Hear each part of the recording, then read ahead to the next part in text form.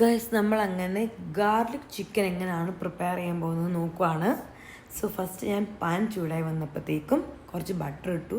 So ഇതൊരു Indian dish അല്ല, അതുകൊണ്ട് തന്നെ നമുക്ക് ബട്ടർ ഓർ ഒലിവ് ഓയിലാണ് വേണ്ടത്.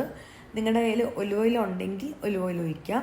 പക്ഷേ എപ്പോഴും ബെറ്ററായിട്ട് അതിൻ്റെ ടേസ്റ്റ് കിട്ടുകയാണെങ്കിൽ ബട്ടർ ആയിരിക്കും ദ ബെസ്റ്റ്. സോ ഞാനങ്ങനെ ബട്ടറൊക്കെ ഇട്ട് മെൽറ്റ് ചെയ്യാൻ വേണ്ടിയിട്ട് വെച്ചേക്കാണ്.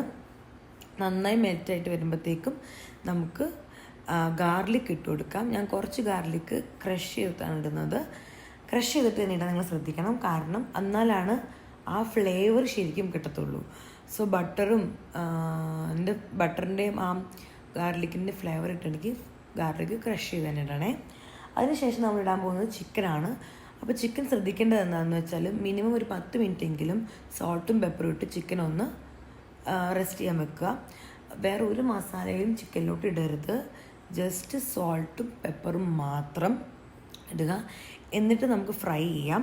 ഫ്രൈ ചെയ്യുന്നത് ഡീപ്പ് ഫ്രൈ അല്ല നമുക്ക് വേണ്ടത്, ഒരു ഷാലോ ഫ്രൈ ആണ്. സോ അതുകൊണ്ട് തന്നെ നമ്മൾ അധികം ഡീപ്പ് ഫ്രൈ ചെയ്യാത്ത രീതിയിൽ ഇത് ആക്കിയെടുക്കാനായിട്ട്.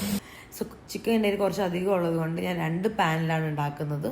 സോ ആ സെയിം പ്രോസസ്സ് തന്നെ ഇവിടെയും റിപ്പീറ്റ് ചെയ്യാണ്.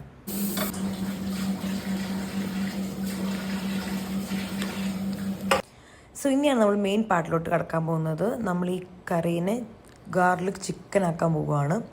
സോ നമ്മൾ ഫ്രൈ ചെയ്ത് ചിക്കൻ മാറ്റി വെച്ചിട്ടുണ്ട്. സോ വേറൊരു പാത്രം എടുത്തിട്ട് ഞാൻ ഇവിടെ ഉരുളിയാണ് എടുത്തേക്കുന്നത്. അതിൽ ഞാൻ കുറച്ച് ബട്ടർ ഇട്ടു. എന്നിട്ട് ഞാൻ ഇതിലോട്ട് ചോപ്പ് ചെയ്ത് വെച്ച ഗാർലിക്കാണ് ഇട്ടിരുന്നത്. സോ ചോപ്പ് ചെയ്ത് ഗാർലിക്ക് ഇട്ടിട്ട് നന്നായി മിക്സ് ചെയ്യാണ്, ഫ്ലേവറൊക്കെ ഒന്ന് പിടിക്കാനായിട്ട്. സോ ഇതാണ് കേട്ടോ നമ്മൾ ഫ്രൈ ചെയ്ത ആ ചിക്കൻ.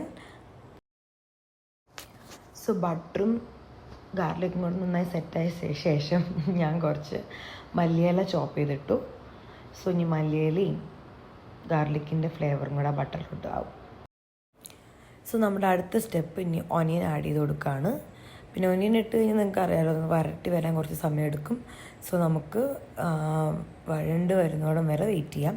സോ ഇത് ഞാൻ ഉരുളിയിലാണ് ഉണ്ടാക്കുന്നത് കൊണ്ട് ഇത് പെട്ടെന്ന് അടി പിടിക്കാൻ സാധ്യതയുള്ളതുകൊണ്ട് നന്നായി ഇളക്കി കൊടുക്കണം. ഇതൊന്ന് നന്നായി വഴണ്ട് വരാനാവുമ്പോഴത്തേക്കും സോ ഈ സമയത്ത് നിങ്ങൾക്ക് ആവശ്യത്തിനുള്ള ഉപ്പ് ആഡ് ചെയ്ത് കൊടുക്കാം കേട്ടോ. സോ ഗൈസ് നമ്മൾ ഉപ്പൊക്കെ ഇട്ട് കൊടുത്തു. അതിനുശേഷം നമ്മൾ കുരുമുളക് പൊടിയാണ് ഇട്ട് കൊടുത്തത്. പെപ്പറൊക്കെ ഇട്ട് നന്നായി ഒന്ന് മിക്സ് ചെയ്ത് കൊടുത്തതിന് ശേഷം നമ്മൾ ഗരം മസാല, അതായത് ഓൾ സ്പൈസസ് ആണ് ആഡ് ചെയ്തത്. നിങ്ങൾക്ക് പൊടി അല്ലാതെ ആയിട്ടാണ് ഇരിക്കണമെങ്കിൽ അങ്ങനെ തന്നെ ഇടാം കേട്ടോ. എൻ്റെ ഒരു പൊടി ഉള്ളത് കൊണ്ടാണ് ഞാൻ പൊടി ഇട്ടത്. അതിനുശേഷം ഞാൻ കാഷ്യൂനട്ടും മല്ലിയിലയും കൂടെ വെള്ളത്തിൽ കുറച്ച് സോക്ക് ചെയ്തിട്ട് അതൊന്ന് ചെറുതായിട്ടൊന്ന് അരച്ചെടുത്തു. അതാണ് ഞാനിപ്പോൾ ആഡ് ചെയ്തത്.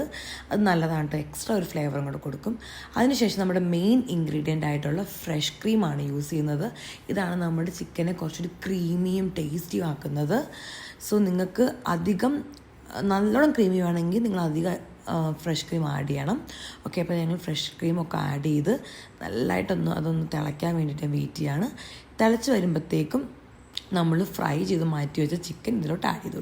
അങ്ങനെ കേസ് നമ്മൾ ഫ്രൈ ചെയ്ത ചിക്കനൊക്കെ ആഡ് ചെയ്തു. അങ്ങനെ നമ്മുടെ ഗാർലിക് ചിക്കൻ ഇവിടെ റെഡി ആയിട്ടിരിക്കുകയാണ്. നിങ്ങൾക്ക് കുറച്ചൊരു ഗ്രേവി വേണമെങ്കിൽ ഫ്രഷ് ക്രീം ആഡ് ചെയ്യുക.